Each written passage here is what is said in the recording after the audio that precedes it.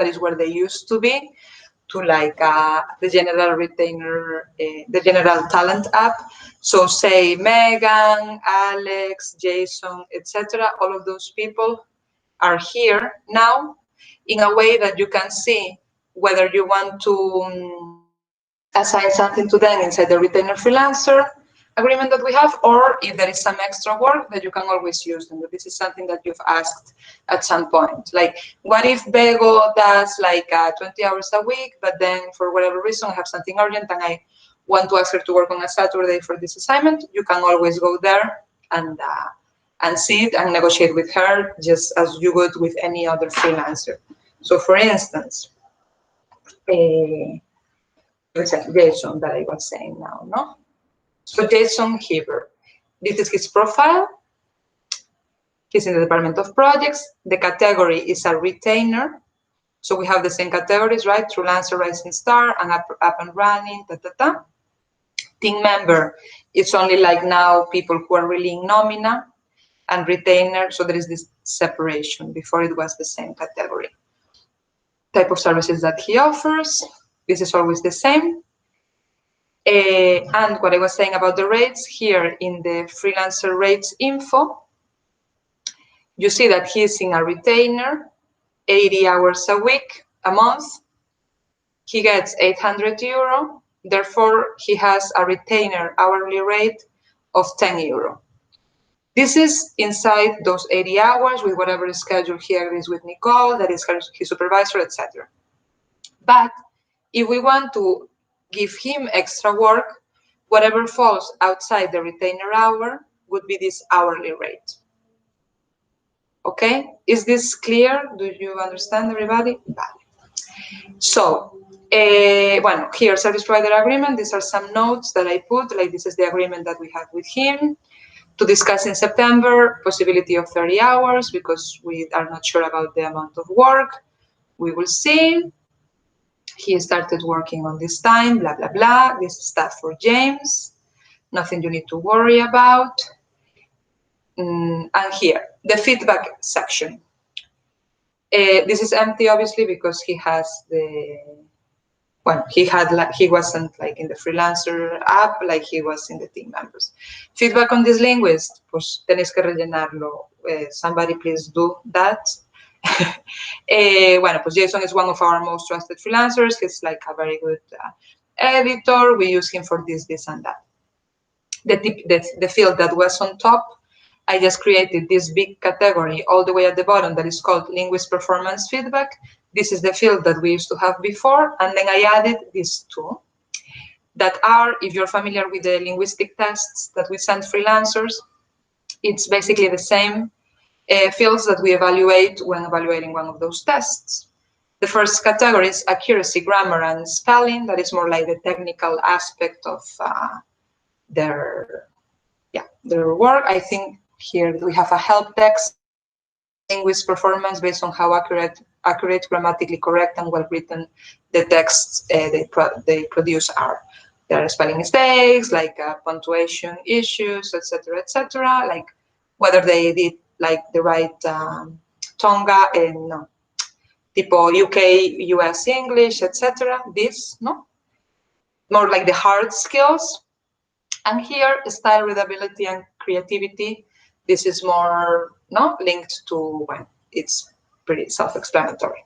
Rate the linguist's creative flair, how readable their texts are, do they reflect a certain style, like have they followed the tone guide, have they not, etc.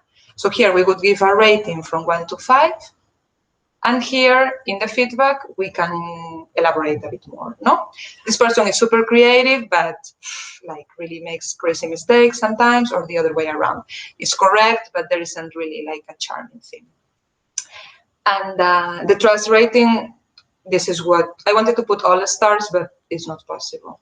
So this is the one that we had before, with the problem that we cannot create an average. So he has 5 stars. If now I vote 3, he gets an average of 4. But that's, no, sorry, but if I were to vote again, well, you remember this conversation that we had, right? Vale. Okay, is everybody following? Yeah, any questions? No? Vale. Do you think it makes sense to have these two categories and the rating from 1 to 5? Josh, for instance.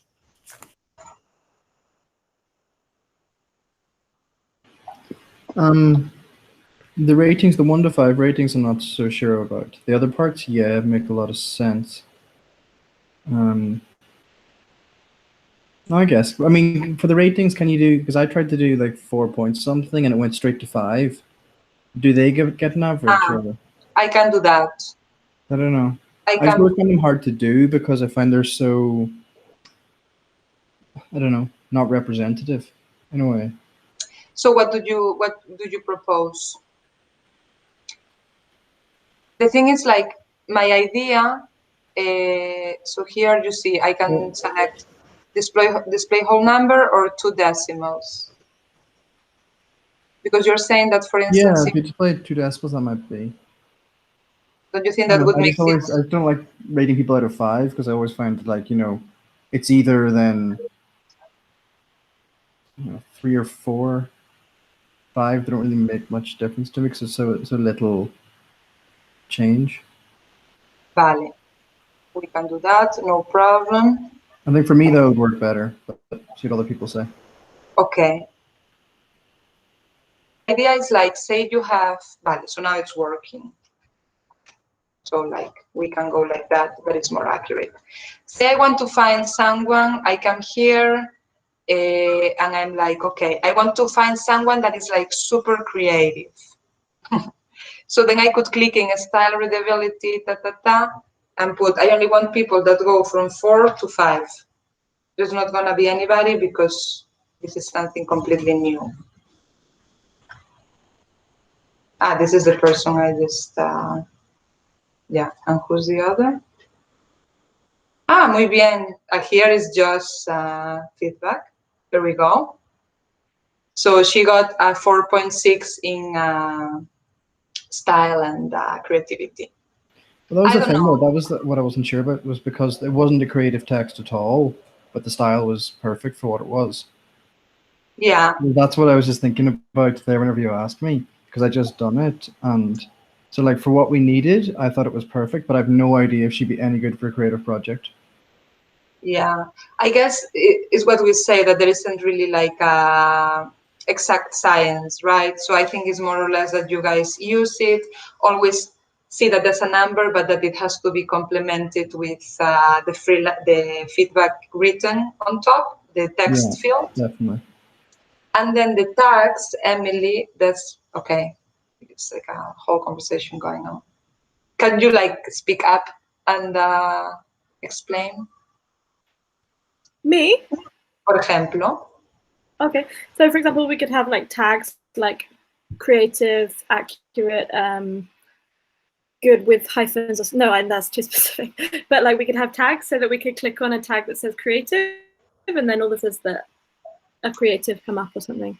Yeah, so very good, very good. The use of tags is a resource that we haven't been properly utilizing. I was just having a meeting with Nicole earlier today, and this is something that I highly encourage her to take on in her new duties once I'm gone, because I think like it's a world of possibilities and that we are just not using it. We're only using it now for like, what's it?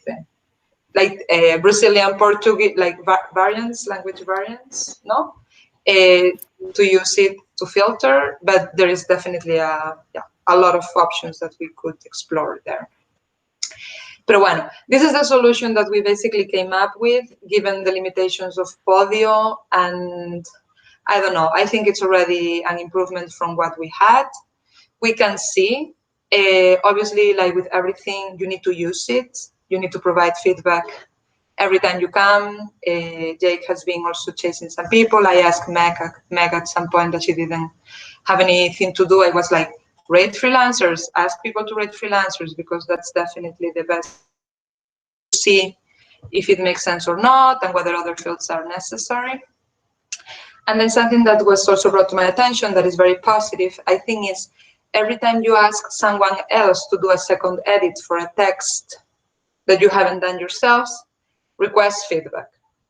So can you please just like, you know, a couple of lines on how this person has done, and then you add that feedback to the profile of the freelancer. I think that would really be helpful and like add more information and more context. Vale. Yeah, sorry. Okay. Go ahead, Jay. Okay. I just had one question about the payments, because with non-retainer freelancers, you know, we do the percentage of however much we're making on the deliverable and offer them that way. Then I noticed that with retainer freelancers, like the example you showed with Jason, it was like $13.50 an hour. So I just wanted to make sure that I understood correctly that when we're working with retainer freelancers like him or others, that it will be that price, $13.50 an hour, and not a function of the deliverable. So that's good, because that takes me to my next point. It's something new as well, that I had a very long conversation with Shaheen about this, and I was like, no, no, no, and she was like, yes, yes, yes, and I think she's right. Damn it, but it makes a lot of sense, because she's like, we need a way to find out whether someone is expensive or cheap in general. No, like before, I don't know if you remember, with the old system, we had like translation per word translation, per edit, etc. Now we are saying negotiate per assignment. So for instance, with Jason, we would, with Jason and with any other freelancer, retainer or not, that is like outside the retainer hours, we can always tell them, look, I have this project, client pays, well, they don't need to know how much the client pays. I can pay you €8.50 an hour, that we are not negotiating an hour, you're negotiating per word, but this would be the correspondent, no? We can take it or leave it. So that's okay. It's not like he's stuck in his $13.50 and he won't take anything else but that.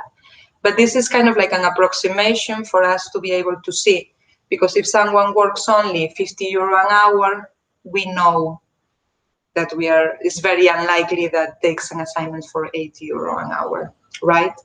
So what I was saying is that there is this field, presenting my screen again, that is the hourly rate, that is here.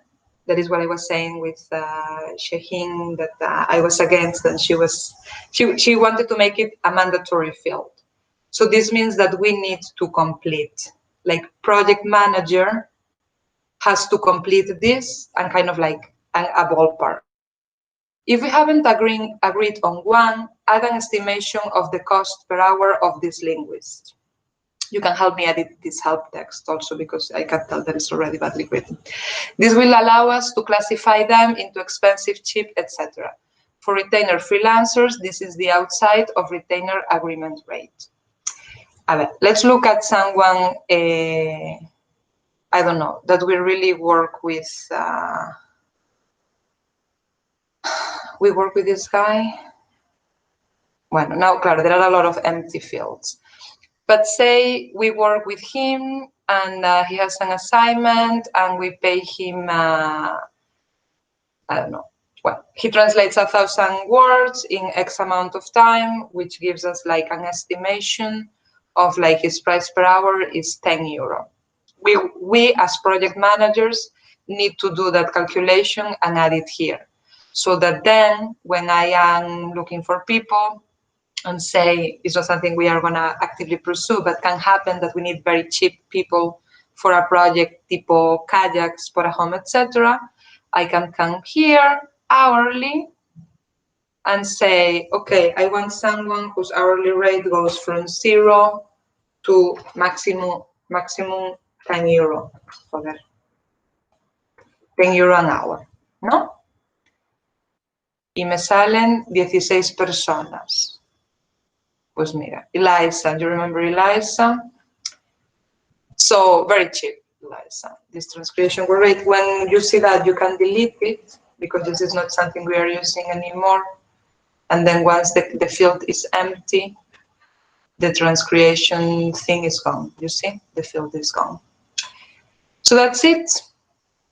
In terms of the hourly rate, that it's a mandatory field. that the project managers now need to complete. Again, not an exact science, just like an idea, an approximation of how expensive this person is. Everybody follows me? María, ¿qué opinas? ¿Qué te parece el sistema? I have a question about the rating, like the grammar and style. Because when you use the stars, it calculates the average. So for instance, say just gave this girl 4.6 when it comes to readability and creativity, but then she translates something more creative and Jake edits and he's like, oh, well, she's really not that creative, so I want to give her a 3. So should we calculate the average? Yeah. Unfortunately, yes. The same with the stars. It's Podio that is very limited in his options. But yeah. So like, say there is someone with 5 stars, and then I really think that should get 3 in trust. The star, like the rating there is like trust, right? So it's like, can I rely on this person? Have they come back to me? Da, da, da. So then instead of putting 3, I put 4. And like I would give her a 3. He has a 5. I will give her a 4. And then with the same with the 2 categories. Vale. And the hourly rate, ¿qué te parece eso? Lo de que tengáis que poner vosotros aproximadamente el precio por hora. Bien, como lo que te iba a preguntar es qué project manager se encarga de calcular a cada precio por hora. ¿Cómo lo dividimos? Pues no sé, ¿cómo os parece? Yo pensaba, en plan, si lo usas, lo pones, ¿no? Y si luego la siguiente persona que lo va a usar no está de acuerdo, cree que no es recto, pues lo editas un poco. No sé. Yeah, I was thinking that it would be like the project manager that reaches out, like, you know, if it's a EDPR person, then like it would be me. If it's somebody else, you know, it's whoever the project manager is who is using the freelancer. It's one more step of what you need to do after working with somebody, right? So it's like I work with this person now that may have worked for EDP, but now is working for Buffalo Trace. I know that's not going to happen, but like whatever. So then there may be some feedback that Jake has put in, but then Maria goes and is like, okay, I'm going to update it. This person, because maybe it's fantastic at EDP and terrible at Buffalo Trace, right? So add feedback in the text field and more or less use the qualitative fields, understanding, again, that it's not an exact science. And if you have suggestions for improving the system, I'm more than happy to hear them. I was just thinking, could we, like, using the hourly, like the setup that we have right now in our, like, billable hours Excel thing, could we use that to come up with like a baseline? So like normally, like unless they say otherwise, this is like their approximate hourly rate, because normally like the expensive or the cheap freelancers, like on either side of the spectrum, like they're pretty easy to identify, like within your first couple of interactions with them. Like if you offer them a rate that's based on like our standard rates, and they're like, normally my rate is whatever, 10 cents an hour. Like we know that person's going to be expensive. So then we can like make sure that that reflects in their hourly rate. But like, unless they say otherwise, we can just kind of go with the. And people also try, you know, they are like, no, I normally, you know, an hour. And I say, yeah, sure. But I will do it for you for like €3 an hour. It's like, when?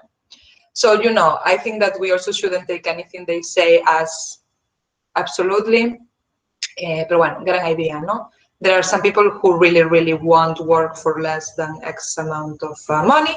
And before we were discarding them, and now we realize, wait, maybe we want to keep these people because we have, if we have the budget and, you know, we need to this like senior profiles, why not? So that's a bit the idea. And you can add a tag. At some point I started doing that with Carlos, I remember. There's like cheap. Yeah, maybe cheap is not like a rate tag to use on a person, but like, you know, senior, junior, or like, I don't know. But well, this is like, as I said, a project that you guys can work on with Nikki Gong, and that offers a lot of possibilities. But bueno, start doing it, vale? So very important, give feedback on freelancers and try to fill out every field. Vale, hasta aquí todo bien. I just wanted to say one thing about the when it comes to asking for feedback, especially important with languages that we don't do in-house, because like we know that people in-house know how to add feedback and stuff, but when we work with people in other languages and like the second editor emails you and is like, hey, like everything's ready, then you can just really quickly be like, thanks for letting me know. What did you think of the translation? Like, do you have any feedback? It takes like 2 seconds, and then you can take that feedback and like make sure it reflects in the freelancer profile or the talent profile, because like a lot of the time we see those like, I don't know this language, so I'm not sure how good they are, but they respond really fast. So like that's kind of a way to counteract that. Yeah, that's all. Absolutely, very good. Cool. So yeah, so this is basically takeaways. Maybe I can send a message after just to remind you, in general, to really like understand that now there are new fields, that it's a bit more of like a complex way of evaluating them that is going to take you a bit longer, but that we really hope that it helps, you know, getting like a good understanding and helping us be quicker when selecting freelancers. One thing I'm going to mention, just because it came up before, is like when you reach out to freelancers, and in general, when you reach out to people, you can use blind copy, right? That's like an option where instead of like having to mail one, then the other, do not put all the addresses in the to field, because there's like privacy reasons, etc. But like you put it in blind copy, and then you create this standard email of like, hey, reaching out to you because I have this assignment. These are the conditions, these are the timings, this is the brief. Do you think you can take it on? Please note that I am reaching out to more people, so I will need you to confirm with me. That there are like really a lot of ways and strategies and tips and tricks to be quicker when reaching out to people. Then you also have everything in one single thread, email thread that you can see. If you don't have the people, fill out a staffing request. If you are too busy to fill out the staffing request, just write to me, send me a Slack. I will send you profiles. I am repeating myself every meeting, but please do that. Use HR. We have people for you to use. And ¿qué más tengo? Yeah, just in general, whenever you're in a situation that you find that you don't know, I mean, this is obviously, and I know that we work extremely collaboratively, but like, it's not like I have to reach out within my team, or I have to reach out to the person. I don't want to talk to this person because she's busy or he's busy. Just, you know, always like ask. Everybody has been stressed out at some point, and we have all maybe some ideas to share and like to help you go through like a moment of stress. So no need to take it on your own. Vale. ¿Tenéis alguna cosa que you would like to talk about, discuss?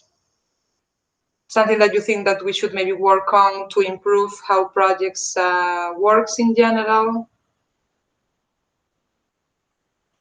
No?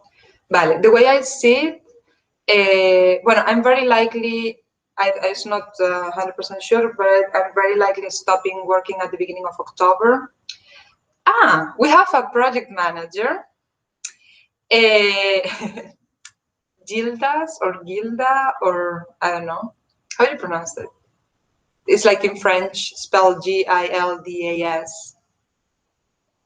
Gilda? Gilda? No sé. Well, we will find out soon. He's very nice. He's it's like he's almost 100% sure joining the team. Need final okay from Shaheen and James that are meeting the other candidate this afternoon, but they really liked him. And Nicole and Kyler also met with him, and maybe Nikki, you can tell us a bit more about him and what your impressions were project-wise. Yeah, I like Kyler and I both lost our minds over him. He's like a rock star. He has a really interesting background. He's studied a lot of translation, and he's done like a master's in project management for translation.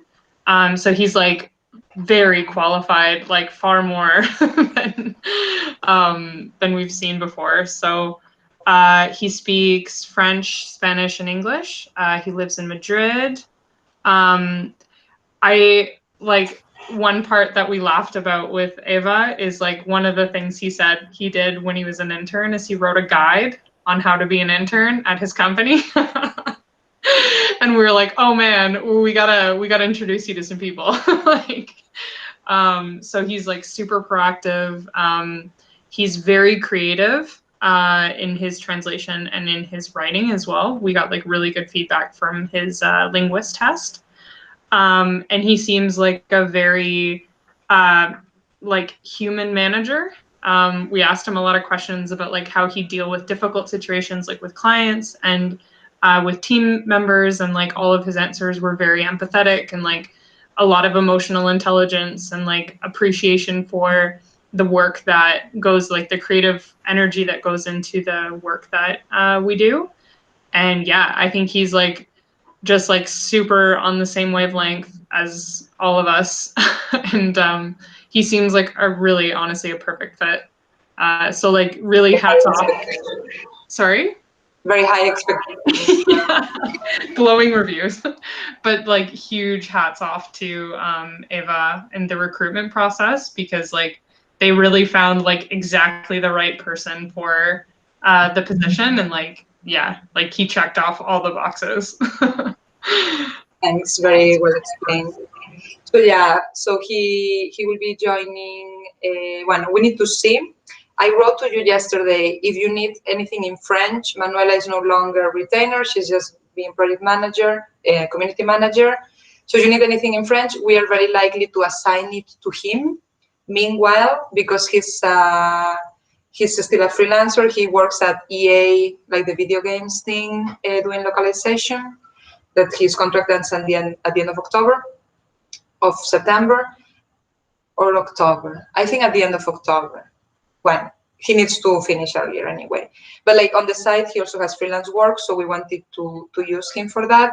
And we need to see how we are gonna do the transition, because in theory he cannot start until I finish, and it's very difficult to predict when I'm gonna have the baby. So we need to figure out a way of doing that. So maybe I just stop a bit earlier, kind of like we set a date at the beginning of October, and then we can onboard him and train him. But yeah, if you have anything in French, translation, copy, etc., just let me know, because he still doesn't have the freelancer profile, but we will use him. Vale. So that's it. And then, yeah, I think, so we will let you know more once he starts working with us, but there will obviously be a new reshuffling of accounts. You know that Jake has taken on quite a lot of accounts, that Emily has been helping out too, but she's at her own time, like focusing more on linguistic tasks. And yeah, that in general, this is the status of affairs. As of today, the Joss is like ready to let Pathway go. No, aren't you tired of it? It's like everything I hear you talk about is that project for I. But It's been quite long. yeah, I mean, maybe you got coronavirus and you don't need to work on that anymore. Vale. No, not fun. Okay, bueno, pues nada, I don't take more of your time. If you have any ideas on how to improve the workflow, how everything works, I don't know. This is like the space, these meetings that we are having once a month to really discuss this stuff. So please come forward and propose, and we are happy to hear. Okay? And takeaways, use a staffing request and evaluate freelancers. Muy bien. Pues nada. Have a lovely day. Thank you, guys. Ciao.